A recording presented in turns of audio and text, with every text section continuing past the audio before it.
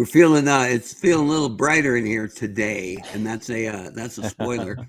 Welcome to the Eternal Baseball Podcast. We appreciate you tuning in.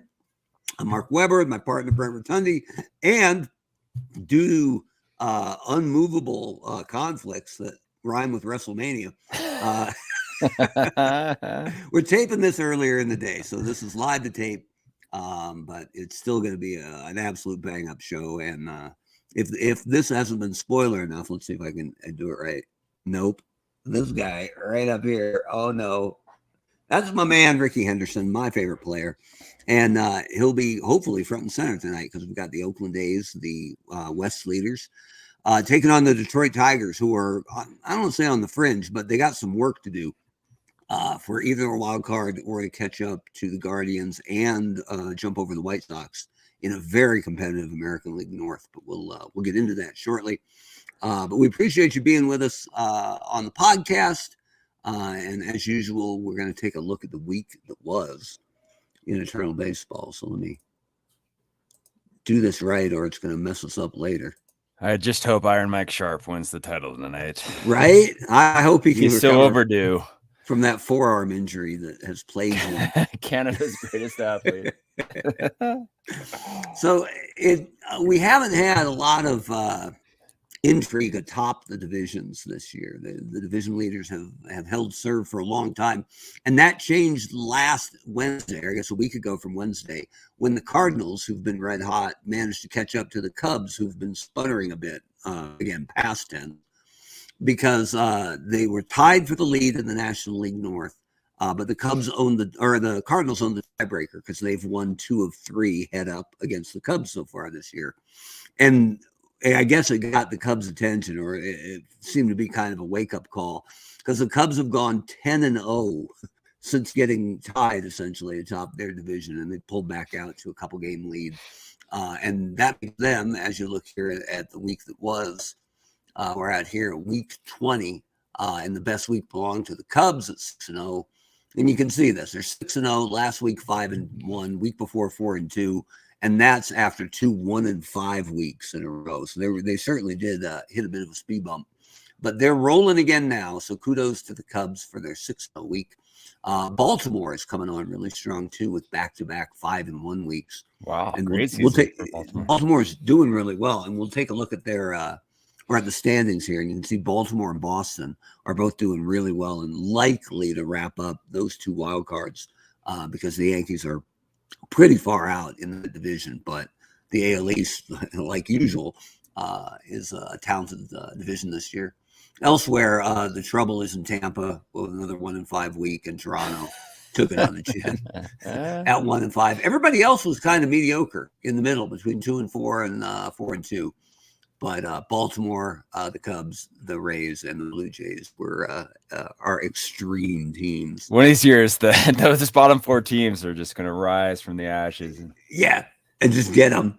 And we talk about it sometimes. We ran 10 test seasons before launching Eternal Baseball, and the Rangers won the Eternal Series once. So it is it's harder sledding for an expansion team. Even if you were an expansion team in the 60s, you just don't have the decades of talent to pull from. But there was a year when I think Pudge and Juan Gonzalez and Nelson Cruz and Mark Teixeira and 5 of their guys were all stars.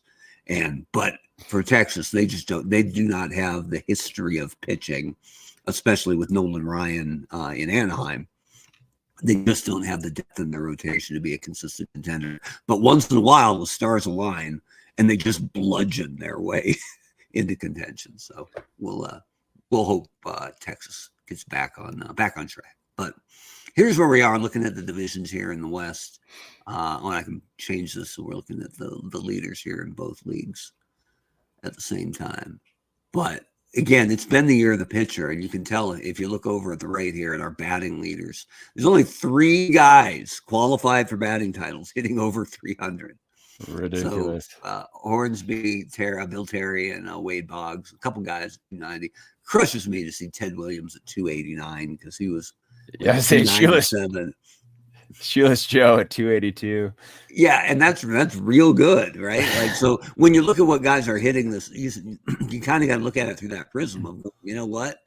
I think Al Kaline's in the minors because he's hitting 216, but 216 in this season is more like 240, right? Yeah. So, all right. Anyway, the Giants have always been good, but the Dodgers are giving them a run for it this year. Dodgers only 4 back. The Cubs have stretched that lead out to 4, which is pretty good considering they were tied last week with the hard-charging Cardinals. And then Atlanta's way, way up in the South, but I don't know that they're scaring anybody at 9 games over. Houston's got to be one of the biggest disappointments, right? Yeah, Houston, I think, is a team that had the biggest fall off from last year, and it's been their pitching. Their pitching is just not so good, and usually between Don Wilson and J.R. Richard and Mike Scott, and I mean that's not even counting any of the current guys, right? Like they're struggling on the mound, so been a tough year. Although it's kind of cool, our players of the day today were Jose Altuve and Cecil Cooper. And those are the 2 teams or franchises who we swapped leagues when we reorganized at the beginning. Just because of the way it's set up, it made more sense for us to have one of the AL teams switch NL and vice versa, because we were adding back in the Expos for the National League and the Knights for the American League. And so those 2 teams going back to their roots kind of fit. So I know it looked weird, and I tried to explain it, because the last thing is 100 posts on Facebook going, I don't know if you know, the Astros left the National League. I get it. So were you aware? National League Player of the Day, Jose Altuve, and American League Player of the Day, Cecil Cooper, who had 6 RBI today, which is the high water mark on the season. I did have I had a Cleveland fan, and Albert Bell was a player of the day yesterday. And when I type up the thing now, I just type up Cleveland outfielder Albert Bell. You're learning, right? Let's just appease the masses. Nobody's got anything to be mad about. Don't have to explain it, whatever. But I put him down as Cleveland right fielder Albert Bell. He does play some right in eternal baseball, and he ended his career as a full-time right fielder in Baltimore. Turns out I had a Cleveland fan go, I don't remember him playing right field ever. Do your research. And I'm like, oh, man, I hope I didn't get this wrong. Let me look at baseballreference.com. Ha!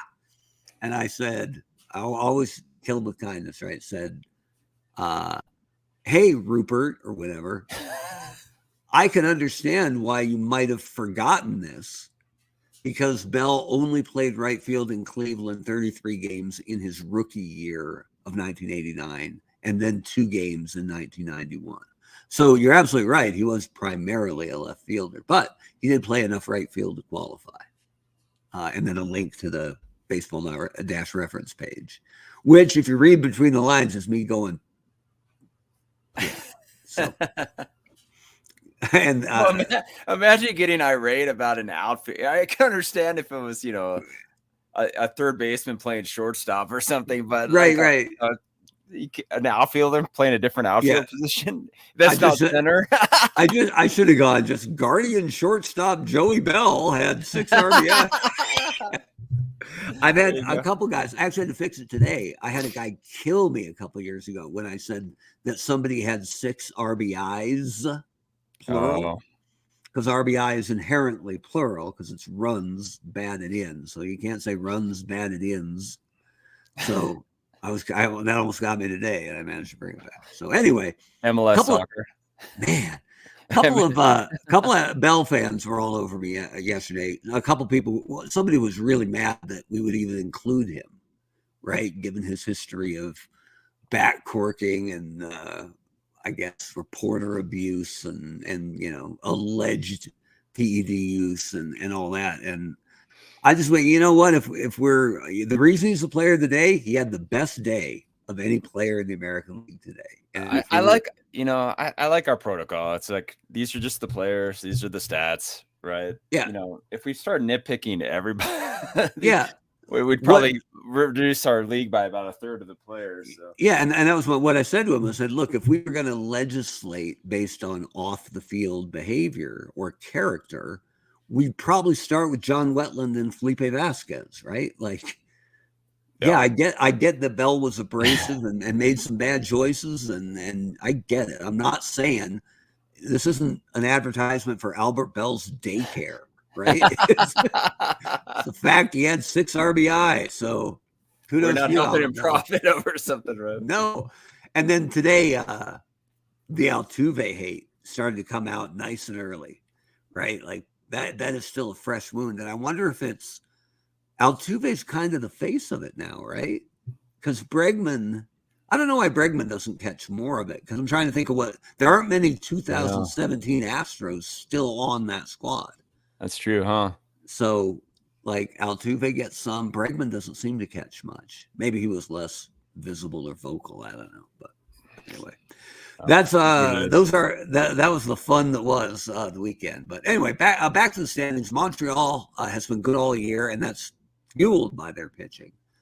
Pascual Perez was never this good in his wildest dreams, and Steve Rogers and Dennis Martinez have both been outstanding as well. So they're led by their rotation. Philadelphia has fallen off a little bit lately.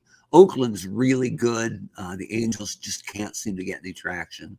Cleveland, the North here is a great division. Cleveland's outstanding. Chicago's really good. And Detroit's actually pretty good, and they've had rough years from a ton of their regulars. Charlie Gehringer, Bill Freehan has not been good. Al Kaline has not been good. And yet that says something for the depth of the Tiger roster, that they're still 15 games over while scuffling a bit. Birmingham is 3 games under 500 and 9 games up in the South. So I would say shame on you to Kansas City for not taking advantage of that, but they've been one of the most injured teams all year. So opportunity lost anyway in Kansas City. And then out east, it's going to get relegated. Oh man, right? We'll call up Richmond. But the Yankees are incredible, but weak against left-handed pitching. We looked at that in our Friday newsletter a couple weeks ago, to the point where if it's a playoff game, he's probably in there. But a regular season game against a left-handed pitcher, Babe Ruth probably sits, which is ridiculous. But we're 119 games in, so the numbers kind of don't lie at this point if you have a big enough sample size. Boston's incredible. Oh, and look out, Clemens pitched a shutout today, and Pedro pitched a shutout, I think, Friday. And they were the guys not pulling their weight in the first half. So Boston with Ray Collins and Carl Mays, who I'd never heard of, and Cy Young, look to be a little bit dangerous come postseason time. And they'll be in because I think they're easily the second best team, not just in the East, but in the whole American League. So look out. And then Baltimore's charging right behind them. So lots of good stuff, including our game of the week here. So let me make sure I got it right. It is the 3rd, and it's Oakland and Detroit. Here, come on, computer. Okay. So I know the pitching matchup because on Fridays when we send out the game of the week in the pitching newsletter, I forecast the pitching matchup, and then I try to make sure the teams don't go screwy on me and pitch one of them on short rest or put one in relief. So today it is Charles Bender, who was known as Chief mainly because I think he was like a quarter Native American, but they're referring to him as Charles more these days. So Charles Chief Bender against Justin Verlander today. Good one. So now, I'm sorry, Mets fans, that he's going to pitch in Eternal Baseball before he pitches for your Mets, but they say he's not going to be out very long. So with the Tigers, we're setting both lineups here. So we're looking at batting, OPS versus right-handers, and it's Cobb's incredible. I'm looking at on base here. Looks like it might be Lou Whitaker and Ty Cobb split up by lefties. And then Greenberg and Rudy York. I had to look up Rudy York. He plays an okay first base, a bad third, and a rotten catcher. And so when we look him up in like the Society for American Baseball Research, and they're like, man, he could hit. So they were just trying to find somewhere in the lineup where they could hide his glove. So he made the H for us. Perfect. But next up, we got a whole bunch of righties. It looks like Harry Heilman in right Gotta field. get Miggy in. And Miggy, we can hide a little bit because Trammell. first base and DH are taken, but he plays a bad third. So, okay. And then Trammell, actually, Trammell probably 8th, so we can split up the righties a little bit. So we'll put Bobby Veach up here as a left fielder, and now we just need a catcher. And you can see here, Freehand's had a really rough year, 198 against righties, but he's their best defensive catcher by far. So you got to get that jawline in there. Yeah. And I didn't realize when I got to know him a little bit, I didn't realize he went on to coach the University of Michigan baseball team. So he's from Michigan, Tigers legend, coached U of M. Like, okay, I get it. You're the guy forever, right? He's Tony Gwynn, basically, right? Love it. Just for Detroit. So there's our Tigers. And viewing the opponent, it's the A's against right-handers. So I know its numbers don't quite back it up, but you can't not have Ricky lead off. Giambi usually hits third to break up all these right-handers. Jimmy Fox is sometimes the third baseman. Got to get Reggie in there. Yeah, get Reggie. Bob Johnson plays second. Okay, perfect. And then it's Canseco. Al Simmons actually plays left. Early in his career, Henderson was a center fielder in Oakland, and it didn't go well. Weird that a guy that fast wasn't that good an outfielder, but I don't know if it was just jumps or reads or what, or snap catching or what the deal was with Ricky. But the snap catching. Both the Yankees and the A's started him in center field and went, okay, that's probably not a good idea. But Oakland doesn't have a strong history of dynamite center fielders, so that's a Ricky. That's weird. Mickey Cochran's next, and then we'll get Reggie instead of Matt Stairs because it's Reggie, and then shortstop is Miguel Tejada. So I think we're ready for baseball.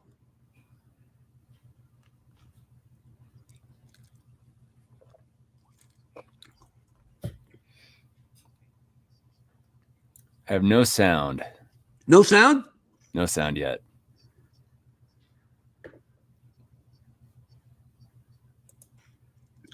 Let me reload that.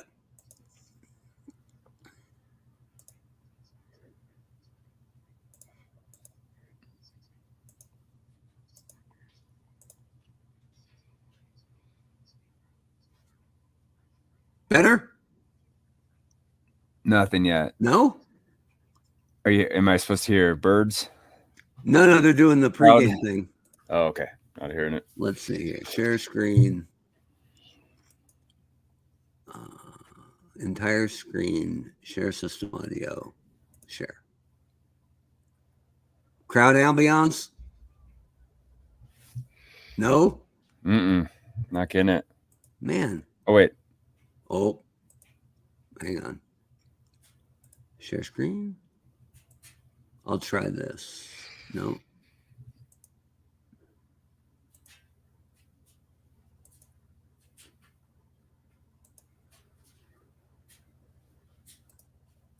Play ball. Yes. There we go. Okay. Got it. We're back. All right, so here we go. I do like the General Motors sign right over center field in Detroit. That feels appropriate. So, all right, here we go. And I do like seeing Trammell and Whitaker together. As cool as it is to mix up combos and play across eras, something about Trammell and Whitaker feels right. Second in Detroit just feels right. So yeah, it feels real right. So we're going to be Oakland today, just because Brent likes to run and I like Ricky. So normally we play as the home team, but we're going to see what we can do with Ricky Henderson. We won't get any grief from Tino either. Right? He's leading everything in steals, but it's only like 58. And if you remember in our first season, Ricky stole 145. Wow. So maybe they need those bigger bases, internal base. There you go. All right, here's Ricky. Second baseman, Bob Johnson. A dribbling infield single at home plate for Ricky Henderson. Oh, I don't even care what the percentage is. Right? It says 66, but I think we'll have Bob take a pitch here. Perfect. Yeah, because they're picking on him. 73. I bet we can get that up a little bit. Ball 1, 68. Ball 2, 69.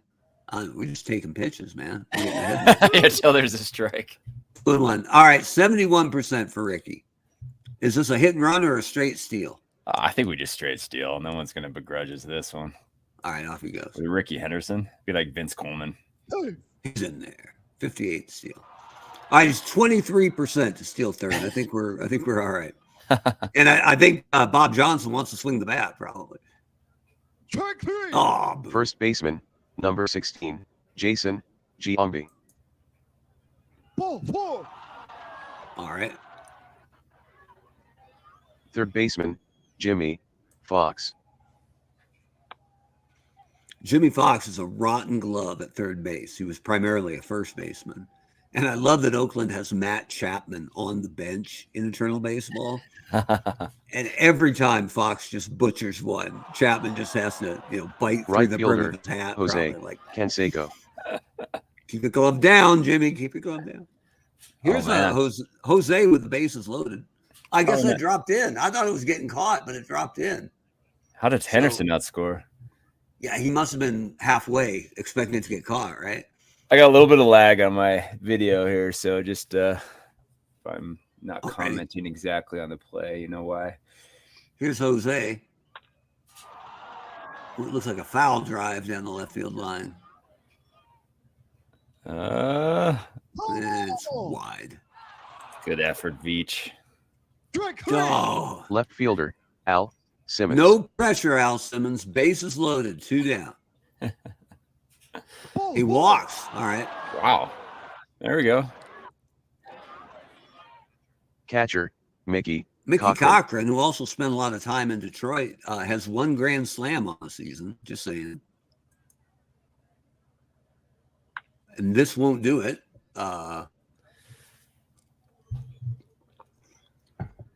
Sky high pop, though. Get out. Pitching for Oakland, Oh. Charles Bender. Leading off for Detroit, second baseman, Lou Whitaker. Sweet Lou. With a dribbler that Tejada comes in on. Attempt a risky play. Out chance 11%. Always. First He's baseman, safe. number But 5, we didn't throw it away. Hank So, all right. Greenberg. Here's Hank Greenberg. With a fly ball to straightaway center. Ricky's under it and manages to catch it.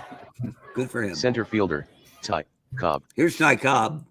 We're not sure what he's mad about today. Ty Cobb opens up Twitter. I found a picture of him, man, coming home, and the catcher's Designated hitter, number 4, foot is in Rudy front of the plate, York. and his eyes are off towards right field, glove is up. So he's obviously waiting for the throw's coming, right? And Cobb is like at least 2.5, if not 3 feet in the air. Bottom leg up under him and front leg just about to stab. You just know he's going mid calf, right? So he can Dante Martin this guy. And poor guy. Anyway. Rudy York, have bat, will travel. Hits to Henderson again. Designated 2 hitter, down. number 44, 3 Reggie down. Jackson. Here's Reggie. Look at those glasses. Like, Love it. waiting for Reggie, who's a Sun Devil, by the way, to have that big year that we haven't really seen. He got a lot of that, though. Heilman's under it. Puts it away. Shortstop, Miguel Tejeda. Yeah, there's a new documentary on Oh, Reggie, yeah. right? Yeah. That's right. I need to check that out. Might be good. Tejada, who's almost forgotten, because back when it was the who's the best, Jeter or Nomar, for a couple of years, it was probably Tejada, actually. But Yeah. Ball 4. there he goes. I forgot where he signed. Was it Baltimore? No. He was, it was Baltimore. Was it? Okay, gotcha. Yeah. And then I think somewhere else at the end, maybe Houston or something at the very end. Look at Ricky. Oh, boo. I didn't see. Here I Right thought fielder, he'd just clear Harry that pesky Hyman. runner in front of him. Yeah. But no, it's a double play. Not what we needed. Man, that's got to be pretty rare. Yeah, he doubled up Ricky on a shot to first. Like, not bad. Jimmy Fox won't catch this. Get there, Jimmy. Keep going. In fairness, it was 10 rows deep. But Chapman baseman, was like, I number caught that. 24. Right. Mel Cabrera. The old throw the mitt, have a string. It's like a fishing line. Left fielder, Bobby Beach. Cracks, looks like it's, sinking single to center. I love the old school bender, Shortstop, like short Alan brim baseball Trammell. hat. Right? He should Yeah. bring those back. I'm not sure he has a brim, but yeah, it's a good look. Trammell with a grounder to short. Tejada the second. Apparently a takeout slide. Oh, it was the third out. My bad. Here's Bob Johnson. Not much there. Sounded good. Jason Johnby steps in. Strike 3. If you're wondering where's Mark McGuire, Mark McGuire's hitting 191 on the season. Not currently on the active roster because Giambi and Fox are both hitting great. Wow. So, even Matt Olson is on the roster, but he's lefty, I think, and a nice glove. So A lot of variance. Catcher, Bill Freehand. Bill Freehand, who might be the Saint of Michigan, but that's not going to get him on base right now. Even Giambi's catching that. What's Canseco up to these days? I mean, you haven't heard from him in a while, right? Oh, he was doing MMA fighting for a while. He was blowing the doors off the steroid story, and then he just went away. I mean, he's built for social media, really. Like, I mean, if Rex Chapman can be like an NBA, Canseco is just. I mean, why not, man? Yeah, I don't know. Maybe he needs a new manager. Like, unless those were all his ideas. Ball 4. Take your base. There you go, Hank. Greenberg on it first. Looks like he's a little frisky. We'll keep him close. I did like, I saw a stat on the first day of Major League Baseball this season that last year there were 11 steals on opening day. This year, 23. The most steals on opening day since 1906. Hey, so explain the rule. I haven't looked it up. So you can throw over twice, but after that, is there a certain distance that there or? No, you get 2 free, right? You throw over just like the old days. The third time you throw over, if you don't get him, he gets second base. It's a balk, basically. Oh, okay, gotcha. So I was wondering what the hitch was, right? Because it doesn't mean you can't throw, but it's got to be a sure thing. Yeah, like if I'm a pitcher and you're on first and I've checked you twice, then the third time you can just lead off halfway across, right? Because you can't throw it. I'm like, well, that doesn't work. So right. Yeah, that's it. You can throw like if I just wait you out and you go, yeah, I can throw over and they'll probably get you at second. But gotcha. Yeah. That makes perfect sense. I was wondering what the hitch was because it looked like a pretty big loophole there without it. But they said games on opening day were down half an hour compared to last year on average. So, so that's all TV network though, right? Because the fans were the fans at the games complaining. And I've heard that was some of the immediate backlash was, look, if I'm going to drive an hour and fight parking and go to the park, I want a day at the park. I don't need less baseball. Yeah, and then right. The counter argument was, look, hockey's about 2.5 hours, right? And football game's usually about 3 of actual, bell to bell action. But they heard John Smoltz was saying it, and I heard it on another broadcast too. So I think it's a talking point for broadcasters is, look, there isn't less baseball, right? There's just less Mike Hargrove, Nomar Garciaparra armband twisting and frustrated pitchers stalking around the mound after a bad play. And So Yeah. they are really trying to emphasize that yes, it's a shorter overall product, but we didn't take away anything good. We took away the boring stuff. Yeah, So, it's gonna be interesting to see because I think you're gonna see, you saw it with was it Karinchak the other day? The ones that you're gonna get a couple of relievers that may start getting like the Mickey was it Tittleton yips? There might be some right. yips involved with like the pressure of getting Yeah, no, it was Mackie Sasser. Mackie Sasser, that's right. For the Mets, who couldn't throw it. He could throw a guy out at second, stealing. Yeah. But he couldn't throw it back to the pitcher. It was like Or Steve Sachs, right? Didn't he have the yips from second for a while? The best part about Sachs is there's video I saw of a Giants fan. It was Dodgers at Giants, and this guy had seats like, I don't know, 10 seats towards the right field pole from first base, but right on the fence. And he walked out and he just unrolled this banner that was like the target symbol. So when Sachs would pick up and look at first, he had a target about 15 feet to the left. Oh, man, so good. So good. So, yeah, I was digging on that. But just snapshot. Loving the shift ban. Saw a couple of diving plays that I hadn't seen in a while. And just that was probably the best one they rolled out. Yeah, we'll see about the bases. And they say the pitch clock, when people get used to it, it'll just be seamless. The game will just move faster. Another one I didn't even know about that I really like. Managers only have 15 seconds to decide whether they're going to challenge a call or not.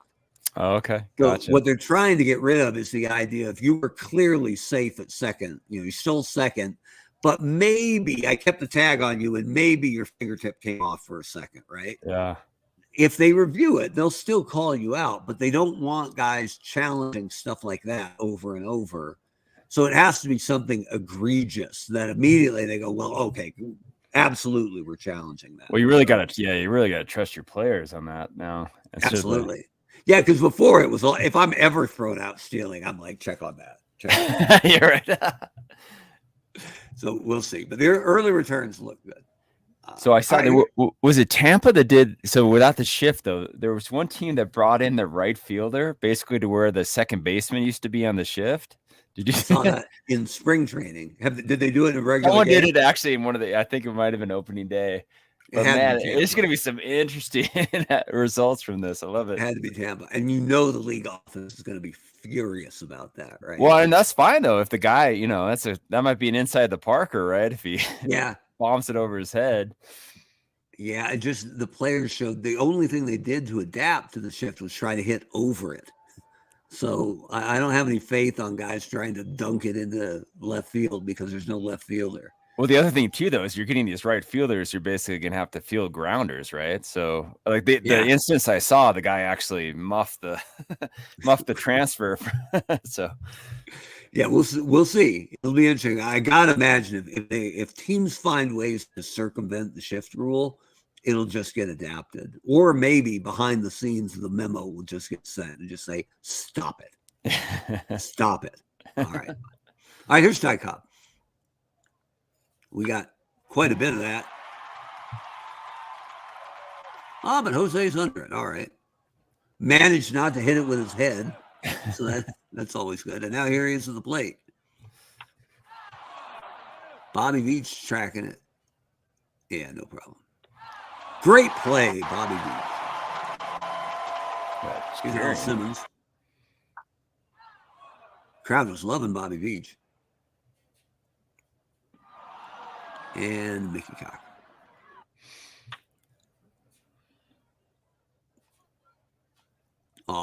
Catcher's legs. He's not in there. Oh, we can challenge this. A 73%, they'll reverse it. The ruling stands. He's out. What? This replay stuff is garbage. Rudy York steps in. Sits down. Hero! So our only run scored for either team was a walked-in run in the first inning. It hasn't been a barn burner so far. Here's Miggy.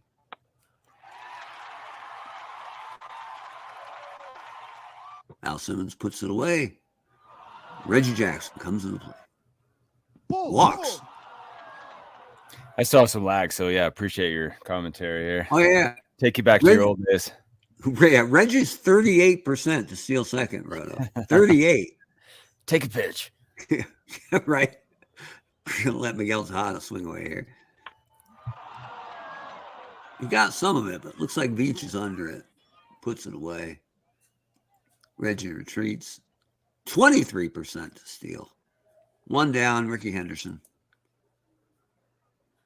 Dribbler up the middle, travels on it to Whitaker and over to first. Out. Tough day for Ricky. I may have to turn that shirt around, right? Second time. Ricky's been the rally killer. That's usually not his thing. But Bobby Veach steps in. Fly ball to deep center. Ricky's on his horse. Brings it in. Be interesting. I'm sure with the analytics they've got going now, they can actually figure out how many extra base hits Henderson would have had he batted left-handed. Oh yeah. He was so unusual because he hit right, but he threw left. Yeah. Aren't many guys like that, but you want to. I mean, would that have been like a 3 or 4% career batting average boost, maybe? Right. Just and just out. For the length of that career, right? Because I remember Ichiro always felt like a cheat code to me, right? Because he was running at the ball from the left side and really fast, and a phenomenal hitter on top of it. So yes, he was like Rod Crew. Dude, even the ones he didn't hit well, right? The ones he hit awful were base hits like a third of the time. You know, like, how do you beat this guy? Like, come on. Kind of ridiculous. Here's Alan Trammell. Hitting it to Tejada over to first. He's down. Bill Brand steps in. With a little soft liner, he turns it into a hustle double. Pretty good for a catcher. 2 down, top of the order. Here's Lou Whitaker. He gets under it. But Canseco is tracking it and brings it in at the track. So here we go, top of the 6th. A's 1, Tigers nothing. Here's Bob Johnson. With a sinking liner to center, and the leadoff man is on. 34% to steal second there, Roto. And Jambi's a terrible bunter, just saying. That checks out. Yeah, and that's how as I recall. There were some guys you'd watch and they'd actually try to have him bunt, and you could almost tell that they were just trying to foul it off. Right. Like, come on. One of the bits I really liked was in, I forget which World Series it was, early 90s, when Winfield was with the Blue Jays, I think. Okay. At the very end. And he came up and they were like down 1, first and second, nobody out in the 8th. And Winfield wasn't hitting cleanup at that point, right? He was hitting 7th or something like that. And they went, in a pure bunt situation, do they ask Dave Winfield to bunt? And here's Winfield at 38, right? And they went, it has been, their stat guy looked it up, it has been 11 seasons since Winfield's last bunt attempt. But remember, Winfield, I think it was University of Minnesota, played basketball and football too. Like, he was athlete. Ridiculous. I think he pitched too in college. Never got to pitch in the bigs. Crazy. And sure enough, I forget it was first pitch, but they put the bunt on and he dropped this beautiful sacrifice. Just a gorgeous. Runners moved over, catcher threw him out at first, and it was like Dave Winfield. Yeah, would have fought, right? I'm sure he would have fought MMA. Yeah. If it had been around at the time, right? Which might have looked like Bruce Lee and Kareem. But anyway. Well, I love like the big guys that they asked to bunt, and they're actually, you can see them wrap their top hand like around the back. It's like, whoa, man, like, which is like 3rd grade rule 1. Yeah, right. It's like that's the first thing you learn, man. They got the bat straight up and they're trying to. Yeah, right. It's just vertical. All right, here's Giambi. With a pop to first. At least he didn't double him off. Great play by Hank Greenberg. On a pop-up? Yeah, just a little soft liner to first. Oh, okay, gotcha. Here's Jimmy Fox. Striking out. And now Jose. Striking out, man. I'm glad we got that run in the first. Here's Hank Greenberg. Grounded out to short. The Detroit crowd is restless. 3 hits through 6 innings. Ty Cobb steps in, pops it up. Mickey Cochran retreats. Runs out of it. Ball. Cobb with a flare to center. Ricky is under it, but no guarantees. Okay. Thanks.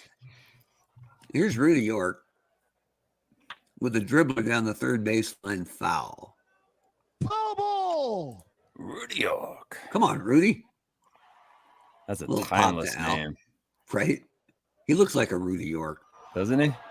Here's Al Simmons, which was the alter ego name of Spawn in the comic books. Was it? So, and was named after a real guy when I worked at McFarlane Toys. When I came in for my interview, I rang the bell and they opened the door and I was waiting. And guy walked by to redo the counter displays behind the window. A real nice guy came over, introduced himself. Said, "Hey, how you doing?"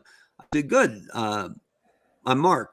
He said, "You here for an interview, Mark?" I said, "Yep." He said, "Oh, I'm Al Simmons," which is like basically somebody saying I'm Peter Parker, right? I'm messing with you, right? I'm Reed Richards. Okay.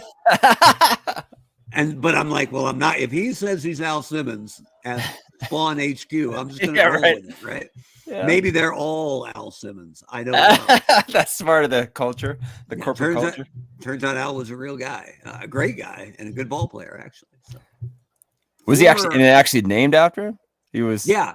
Todd Okay. had what ended up being kind of a bad habit of naming characters after people he knew. So in the Spawn comic, Wanda, the wife of the hero, his wife is named Wanda. Al Simmons was his best friend in college, who also worked at the company for quite some time. And he named a mobster in one of the early issues, Tony Twistelli, after Tony Twist, the hockey enforcer. Oh, And after Tony Twist's mediocre NHL career wrapped up, he sued Todd for defamation because he named a ruthless, murderous mobster after him in a comic book. Like, oh, get out of here. Get out of here, Tony Twist. Tony Twist. Tony Twist. Here's Mickey Cochran. We do have Verlander over 100 pitches, so Here, this is our end. maybe we'll wear him out. Popped out to freehand. Looks like Verlander can throw 130, so might be another thing. Oh, he hits Reggie right in the back. Send him. Right? Where is he? 47%, Roto. Ooh, almost a coin flip. With 2 down. Who's up? I can't see. Tejada, the 9-hitter. I think Oh. you let Tejada hit. Gotcha. Because if somebody gets out, you get Ricky to lead off the 7th. Perfect. Not that Ricky, but leading off, Ricky can't hit into a double play. So keeping Reggie close. Hey, Reggie's 72%. Oh man, I think you send him here. All right, off he goes. He's Either way, 72. he's in there. All right. Here's Ducks on the Miguel. pond. Come on, Miguel. Sharp up the middle, but Trammell is there, out at first. Oh, Trammell. It's funny. I think Trammell is, as you know, Detroit through and through. It's actually from San Diego. He's a Really? California surfer guy, which I would not have picked. Interesting. Okay. So he was kind of torn on that. Was it 84 World Series? Yeah, exactly. When they tore him up, he must have liked going back to San Diego, though. I can't And believe I think he coached in for the Padres after he left Detroit. That's cool. Man, San Diego State. Generational opportunity tomorrow. Right? Good for them. Yeah. Yeah, if you think about, between losing the Chargers and Gwynn's death and Seau's death, and like there's been a lot of sports heartache in San Diego. This is literally a generational opportunity, right? I mean, I'm good. I'm basically when it gets to the tournament, I'm like, go Devils. And once U of A and Kentucky lose, I'm fine. I'll take the field. I don't care. Those are like my 3 parameters. Go Devils, and not you two, but anybody else, you bet. Here's Harry Hoffman. That was oddly animated. Looks like it was a single, but It was poorly animated. So runner on first. Bender's only thrown 70 pitches. He's in great shape. As Miguel Cabrera unloads on one, but Simmons is under it. No problem. Bobby Beach comes up with one down. A dribbler to short, to Hada, to Johnson, to Giambi, and we'll go to the 8th. All right. With Ricky Henderson. Love Fantastic bunter. Your choice, man. This is all you. I mean, he's 0 for 3. Oh, 1 for 3. All right, I'm gonna let him swing because he does have pop, right? He might yank one here. And we're not down, we're up 1. So a little flare to third, and Cabrera is under it. Bob Johnson striking out. Strike 3.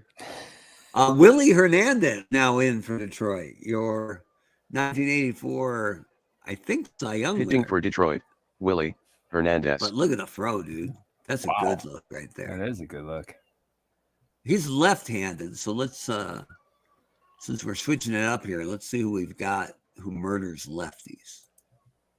All right, Matt Olson, small sample size, but has been phenomenal against lefties this year, and he's a better defender than Giambi, so that makes sense as a I'm good with it. straight swap. Come on in, Mr. Olson. Pinch hitting for Oakland, number 28. All right, Matt. Olson. Well, that wasn't quite what we were looking for, Matt, but we'll look forward to your glove in the field.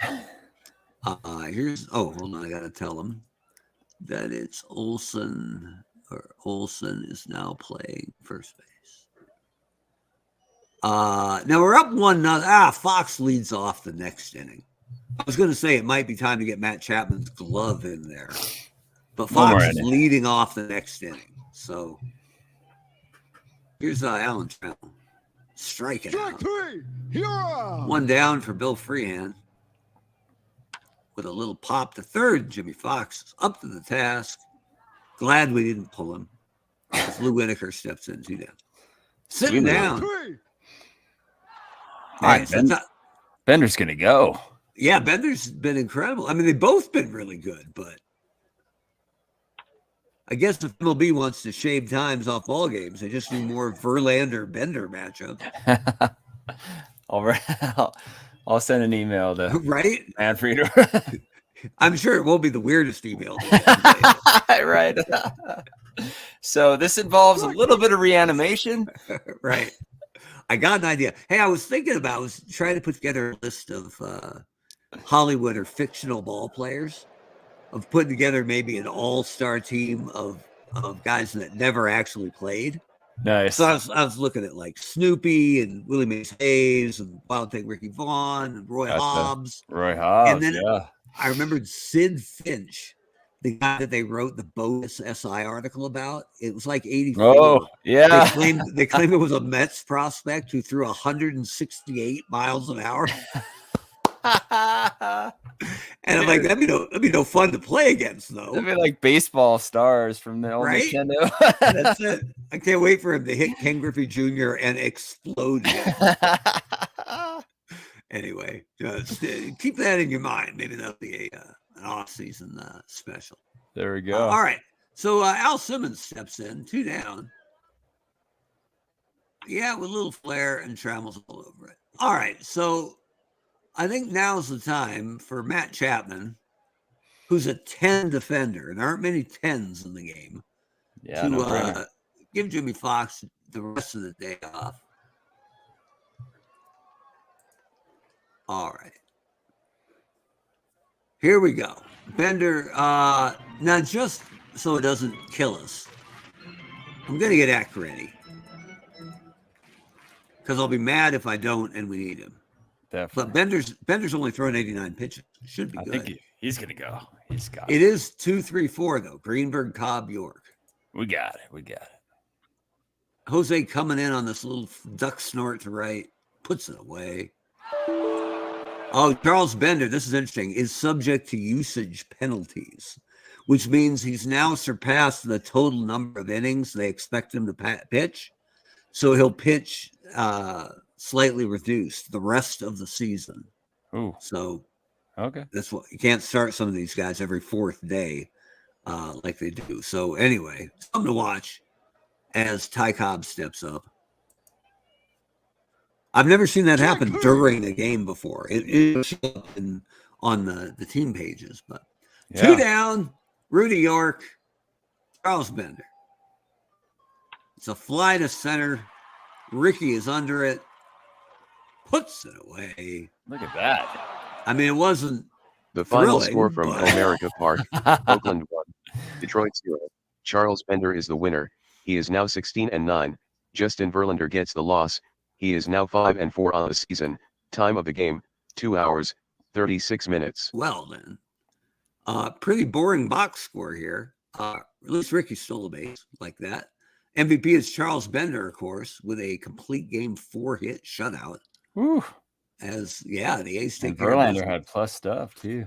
Yeah. Yeah, I mean, I don't mind a pitching duel, but it was a little dry, to be honest with you.